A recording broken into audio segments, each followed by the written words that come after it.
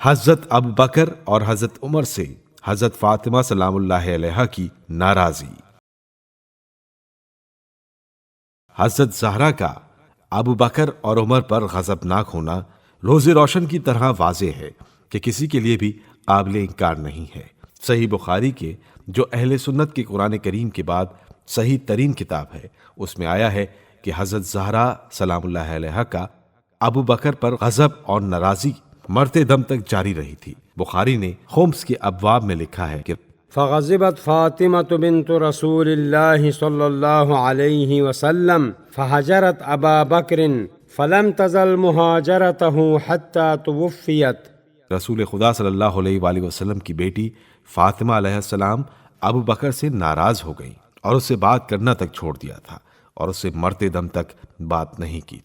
صحیح بخاری ہی میں غزوہ خیبر کی تذکرے میں بیان ہوا ہے کہ فوجدت فاطمة على أبي بكر في ذلك فهجرته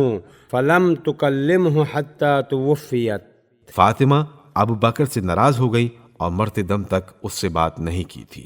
ابن قتیبہ کی روایت میں آیا ہے کہ جب ابو بکر اور عمر عیادت کے لیے گھر آئے تو حضرت زہرا علیہ السلام نے ان کو گھر میں آنے کی اجازت نہ دی۔ ان دونوں نے ناچار ہو کر حضرت علی علیہ السلام سے بات کی۔ حضرت علی علیہ السلام نے حضرت زہرا سلام اللہ علیہا سے بات کی تو بیوی نے امیر المومنین علیہ السلام کو جواب دیا کہ یہ گھر آپ کا گھر ہے، آپ کو اختیار ہے کہ جس کو مرضی ہے گھر لائیں۔ امیر المومنین علیہ السلام نے اتمام حجت کرنے کے لیے ان دونوں کو گھر میں آنے کی اجازت دے دی تاکہ بعد میں وہ نہ کہیں کہ ہم تو رسول خدا صلی اللہ علیہ وآلہ وسلم کی بیٹی کو راضی کرنے کے لیے گئے تھے، لیکن علی نے ہی ہمیں اپنے گھر میں داخل ہونے کی اجازت نہیں دی تھی۔ جب ان دونوں نے معذرت کی تو حضرت زہرا سلام اللہ علیہا نے قبول نہیں کیا بلکہ ان سے یہ اعتراف لیا کہ میں تم دونوں کو خدا کی قسم دیتی ہوں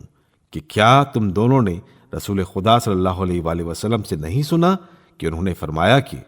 فاطمہ کا راضی ہونا میرا راضی ہونا ہے اور اس کا ناراض ہونا میرا ناراض ہونا ہے۔ جو بھی میری بیٹی فاطمہ سے محبت کرے اور اس کا احترام کرے تو اس نے مجھ سے محبت کی ہے اور میرا احترام کیا ہے، اور جو فاطمہ کو راضی کرے تو اس نے مجھے راضی کیا ہے، اور جو فاطمہ کو ناراض کرے تو اس نے مجھے ناراض کیا ہے۔ حضرت ابو بکر اور حضرت عمر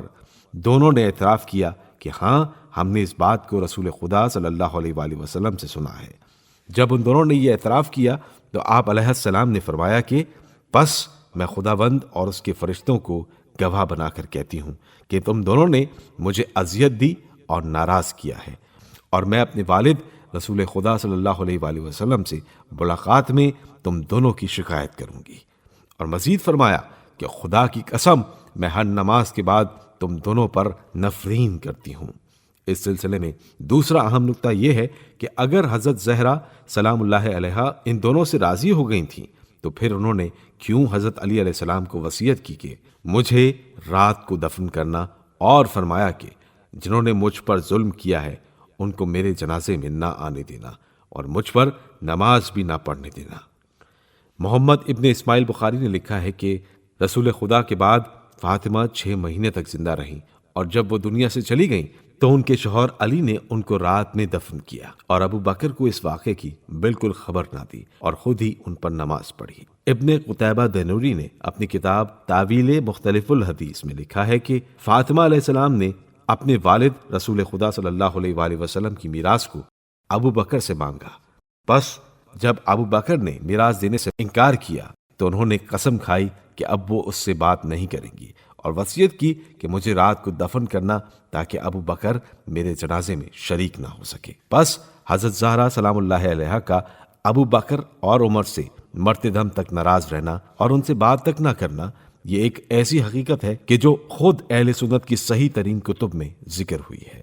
ابو بکر اور عمر کا معافی مانگنے کے باوجود رسول خدا صلی اللہ علیہ وآلہ وسلم کی بیٹی کا معاف نہ کرنا اور ان سے راضی نہ ہونا، اس سے حضرت زہرا علیہ السلام کی ناراضی کی شدت کو سمجھا جا سکتا ہے، اور یہ ناراضی دنیا اور مال و دنیا کے لیے نہیں تھی کہ جس طرح بعض متعصب اور جاہل گمان کرتے ہیں۔ یقینی طور پر یہ ناراضی خدا کے لیے تھی اور رسول اکرم صلی اللہ علیہ وآلہ وسلم کی خلافت اور مولا کائنات کی ولایت کے بارے میں تھی۔